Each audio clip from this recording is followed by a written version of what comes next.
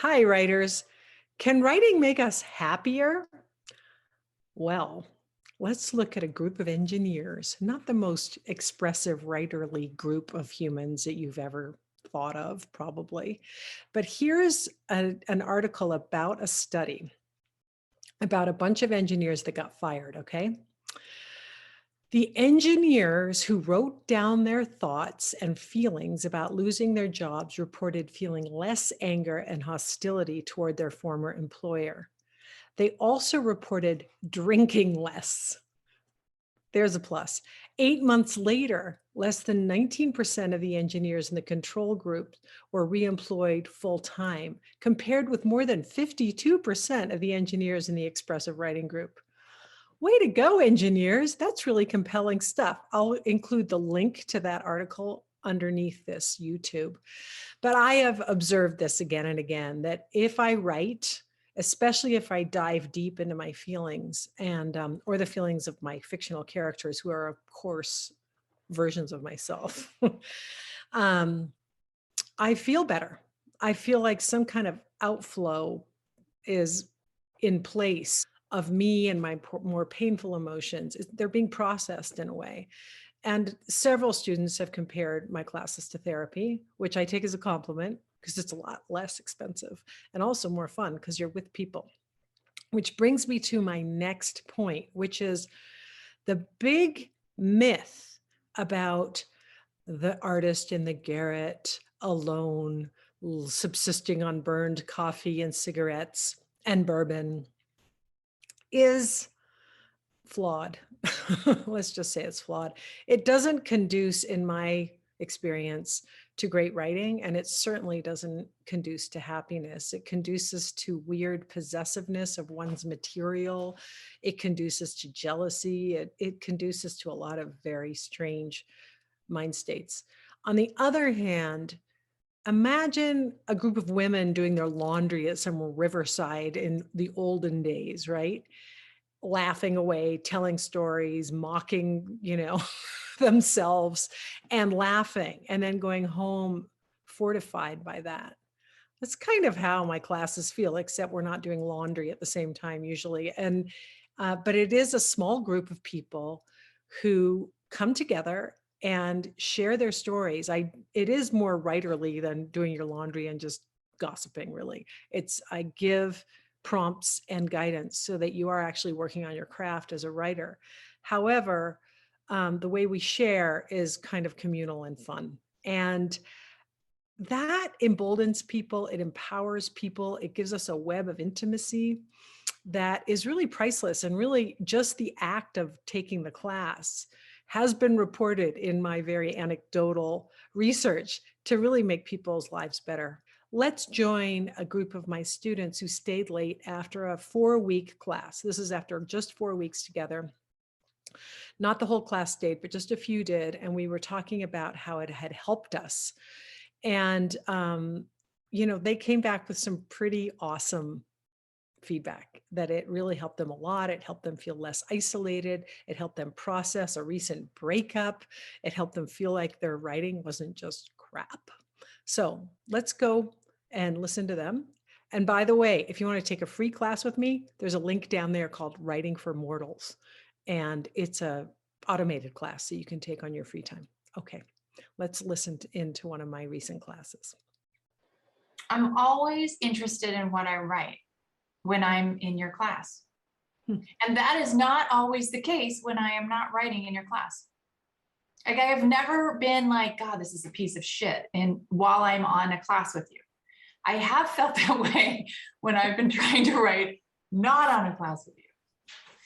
So yeah, I don't know if you can translate that, but I find myself more interesting and more accepting of a lot of parts of myself that I didn't even know that I wasn't accepting of. Yeah.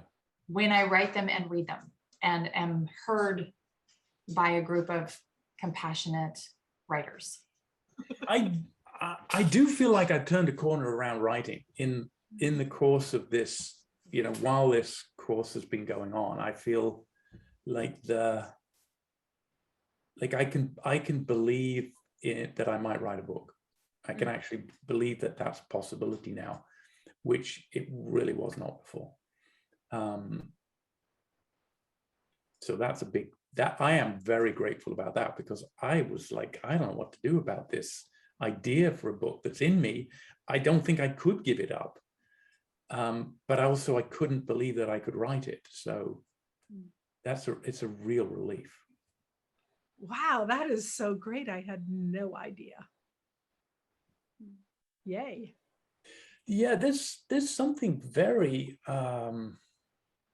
healing, therapeutic about this process for me. And I think it's partly the way that you have us write from different perspectives, like today, drop your knives and torches and then write from the perspectives of knives and torches, like that, like bringing the range of ourselves and then hearing from each other how that, it's just like growing in our interconnectedness and our, yeah, like very much an antidote for the isolation of these times. There's some way it like allows to like kind of like, here's your life, and then you kind of like go over here and be with it instead of from here, like that there's some, like I think like I was just kind of scrolled back, I had all my writing on the same document, and I was really going through such a hard time at the beginning. It was right after Will and I broke up was when we first started this class. And it was like the next day, I think, was the first class. And to be able to actually like detail the, from some place of like, where is this beautiful, or where is this interesting, or where is this like instead of like, this is this terrible thing that's happening to me that's going to kill me, it's like, oh, this is this wild human existence, right? And like all of the like fieriness and awfulness and heartbreak and aliveness and sweet kids coming home and cheeks and the fall, the perfect most folders ever seen, like that, like to kind of be able to like hold all of those different pieces of it. And it's like instead of being like I am just in misery, it's like, oh, I'm in misery, and all of this other stuff is so beautiful and real and like connective, I think. And then to read it and have people be like bear witness to it and see it as something beautiful and not just awful or hard. Yeah.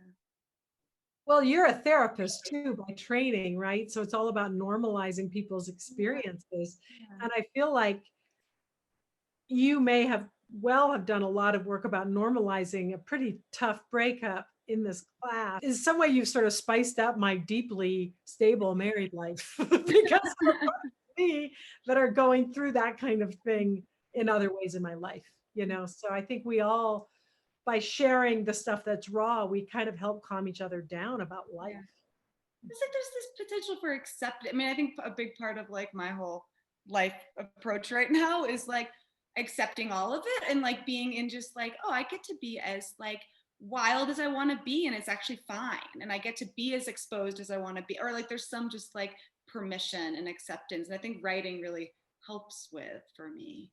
Yeah. Yeah. Well, this whole class has just been so great because I feel like we're, you know, in the great cocktail party of humanity, or whatever you want to call it. Yeah. We're in the corner having a really interesting conversation. Yeah. You know, and I'm like, I'm so glad this is actually on Zoom, so no one can come over here and go, do you want a gin and tonic? You know, or something, and blow the mood. So thanks so much. Thank you, Lisa. Thank you. You brought such energy to this, like the positivity and enthusiasm, very infectious, and it's been a big part of, I think, what's had it work so well. Hooray.